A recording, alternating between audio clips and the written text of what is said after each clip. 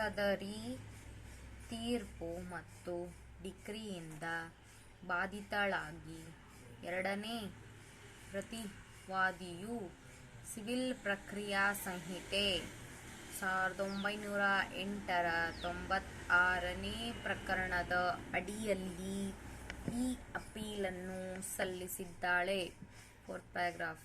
ಅಪೀಲುದಾರರ ಪರ ಮಾನ್ಯ ವಕೀಲರಾದ ಶ್ರೀ ಎನ್. ಸುಕುಮಾರ್ ಜೈನ್ ಅವರು ವಿಚಾರಣಾ ನ್ಯಾಯಾಲಯದ ತೀರ್ಪು ಮತ್ತು ಡಿಕ್ರಿಯು ಕಾನೂನಿಗೆ, ಪ್ರಕರಣದ ಸಂಗತಿಗಳು ಮತ್ತು ಸನ್ನಿವೇಶಗಳಿಗೆ ವಿರುದ್ಧವಾಗಿದೆ ಎಂದು ನಿವೇದಿಸಿಕೊಂಡಿದ್ದಾರೆ.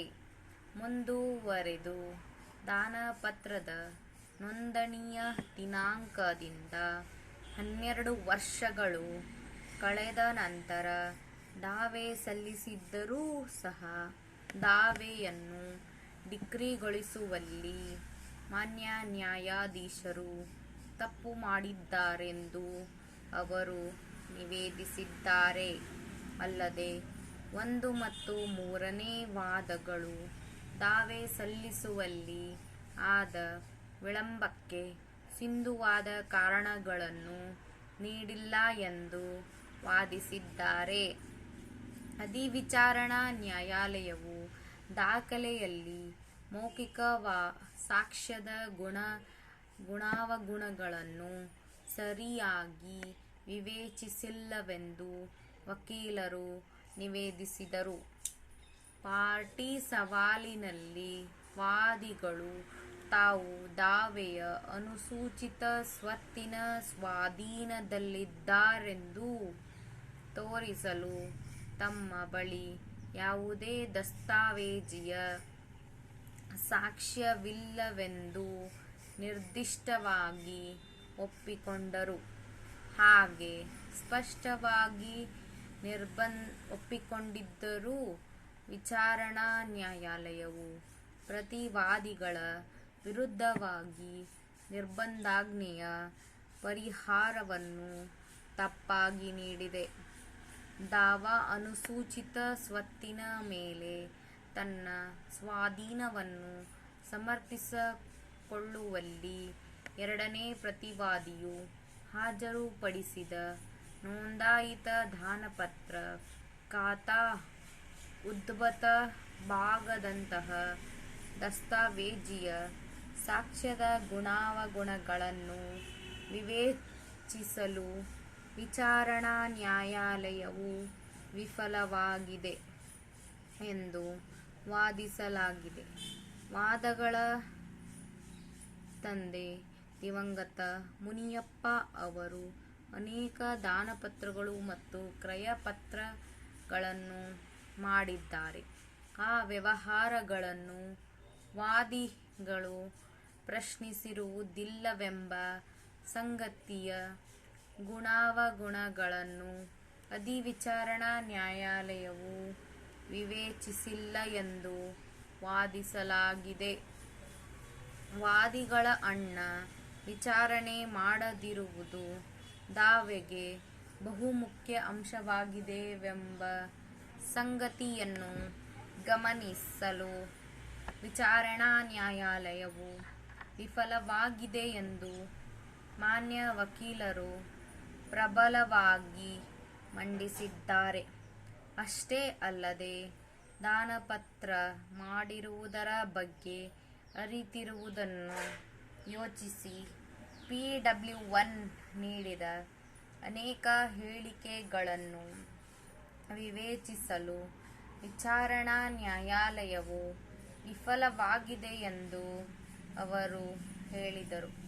ಕೊನೆಯದಾಗಿ, ಯಾವ ದೃಷ್ಟಿಕೋನದಿಂದ ನೋಡಿದರೂ ವಿಚಾರಣಾ ನ್ಯಾಯಾಲಯದ ತೀರ್ಪು ಮತ್ತು ನಿರ್ಣಯವು ಇಚ್ಛಾನುಸಾರ, ಕಾನೂನುಬಾಹಿರ, ದೋಷಯುಕ್ತ, ಅಸ್ಥಿರ ಮನಸ್ಸಿನ, ಕೆಟ್ಟದಾದ ಮತ್ತು ಕಾನೂನಿಗೆ ವಿರುದ್ಧವಾದದ್ದಾಗಿದೆ ಮತ್ತು ಅದು ರದ್ದುಪಡಿಸಲು ತಕ್ಕದ್ದಾಗಿದೆ ಎಂದು ಅವರು ನಿವೇದಿಸಿಕೊಂಡಿದ್ದಾರೆ.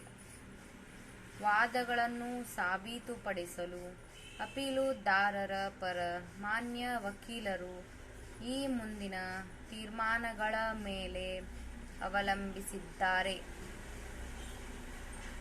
ಕ್ರಿಟ್ಟಬಸ್ ಭಟ್ಟಾಚಾರ್ಯ ಮತ್ತು ಇತರರ ವಿರುದ್ಧ ಪಶ್ಚಿಮ ಬಂಗಾಳ ರಾಜ್ಯ ಮತ್ತು ಇತರರು. ಯು.ಜಿ. ಶ್ರೀನಿವಾಸ್ ವಿರುದ್ಧ ವಿನಯ ಕುಮಾರ್ ಮತ್ತು ಇತರರು. ಬಾಬು ಮದರಸಾವ್ವ ನವಲಗುಂದ ಮತ್ತು ಇತರರ ವಿರುದ್ಧ ಗೋಪಿನಾಥ್.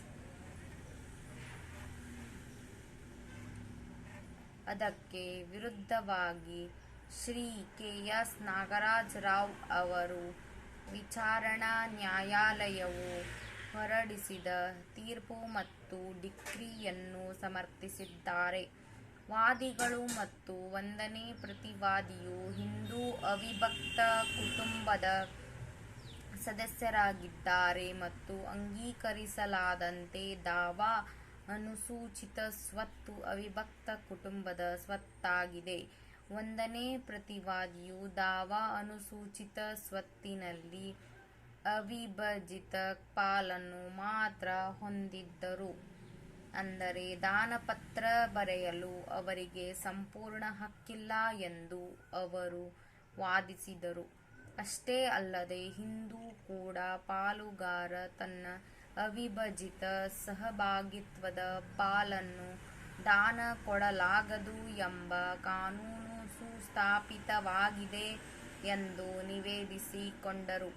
ಅಲ್ಲದೆ ಒಬ್ಬ ಕೂಡ ಪಾಲುಗಾರನು ಸಹಭಾಗಿತ್ವದಲ್ಲಿ ತನ್ನ ವಿಭಜಿತ ಪಾಲನ್ನು ದಾನ ಕೊಡುವುದು ಅನೂರ್ಜಿತವಾಗಿದೆ ಎಂದು ನಿವೇದಿಸುತ್ತಾ, ಮನೆಯ ಒಬ್ಬ ವ್ಯವಸ್ಥಾಪಕನು ತನ್ನ ಪಾಲನ್ನು ಸಹ ಕುಟುಂಬದ ಯಾರೇ ಸದಸ್ಯರಿಗೆ ಅಥವಾ ಅಪರಿಚಿತನಿಗೆ ದಾನ ಮಾಡಲಾಗದು ಎಂದು ವಾದಿಸಿರುತ್ತಾರೆ.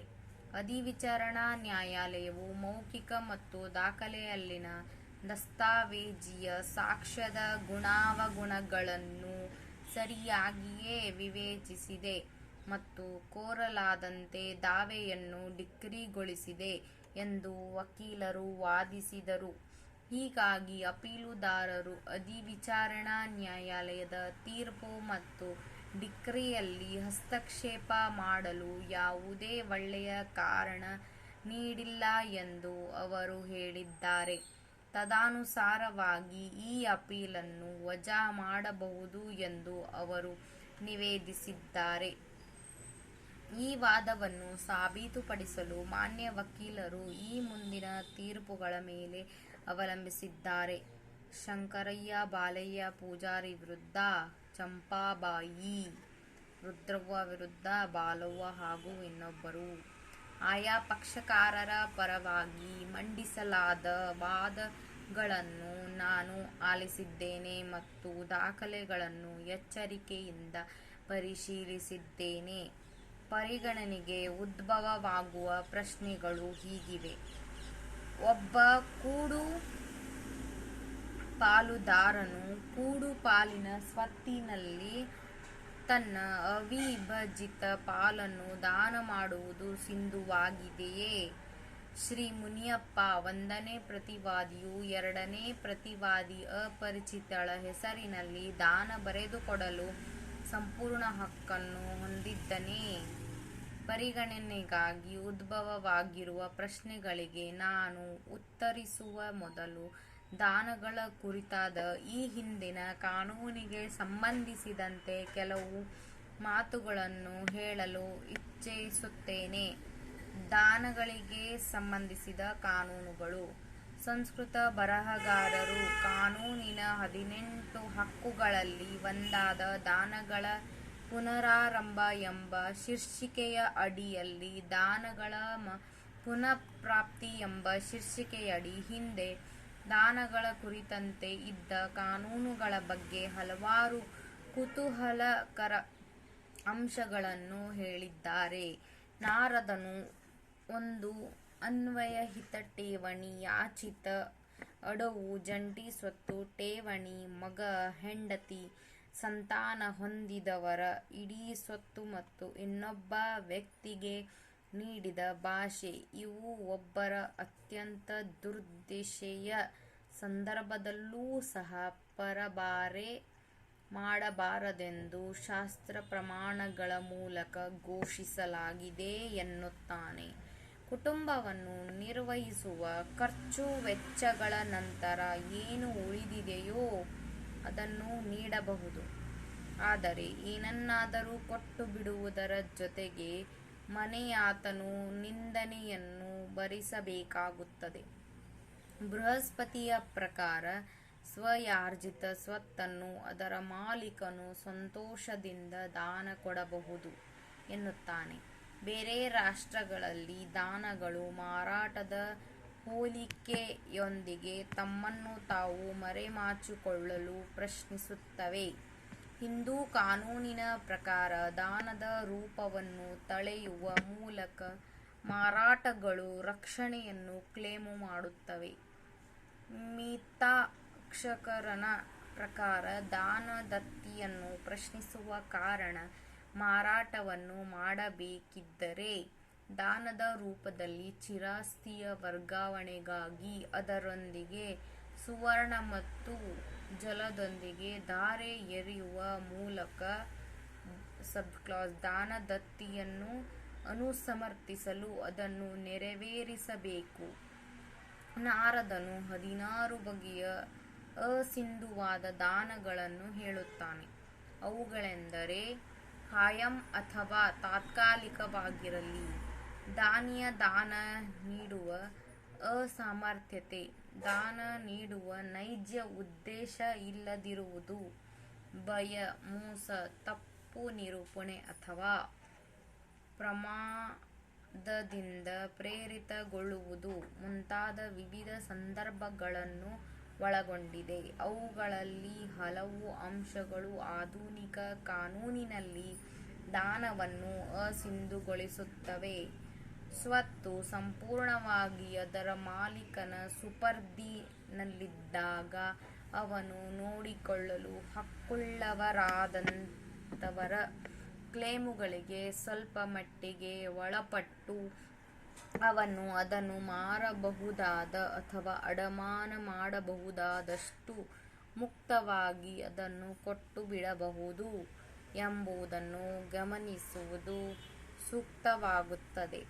ಮಿತಾಕ್ಷರನು ಹೇಳುವ ಹಿಂದೂ ಅಥವಾ ದಾಯಭಾಗವನ್ನು ತನ್ನ ಪ್ರತ್ಯೇಕ ಅಥವಾ ಸ್ವಯಾರ್ಜಿತ ಸ್ವತ್ತನ್ನು ವಿಲೆ ಮಾಡಬಹುದು. ಹಾಗೆಯೇ ಒಬ್ಬ ಮಹಿಳೆ ತನ್ನ ಸ್ತ್ರೀಧನವನ್ನು ದಾನ ಮಾಡಬಹುದು. ಮಿತಾಕ್ಷರನ ಕಾನೂನಿನಲ್ಲಿ ಹೇಳಲ್ಪಡುವ ಅವಿಭಕ್ತ ಕುಟುಂಬದಲ್ಲಿನ ಕೂಡುಪಾಲುದಾರನು ಆಸ್ತಿಯ ವಿಭಾಗವಾದ ನಂತರ ಹೊರತುಪಡಿಸಿ ಮೌಲ್ಯಕ್ಕಾಗಿ ಅವನು ಪರಭಾರೆ ಮಾಡುವ ಸ್ಥಿತಿಯಲ್ಲಿನ ತನ್ನ ಕೂಡುಪಾಲಿನ ಪಾಲನ್ನು ದಾನ ಮಾಡುವಂತಿಲ್ಲ.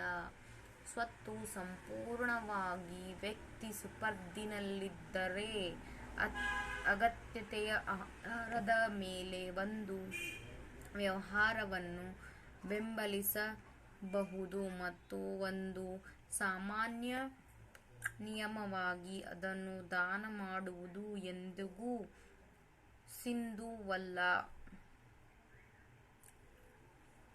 ಆದಾಗ್ಯೂ ಇದಕ್ಕೆ ಕೆಲವು ಅಪವಾದಗಳನ್ನು ಸಹ ಹಿಂದೂ ಕಾನೂನು ನೀಡಿದೆ.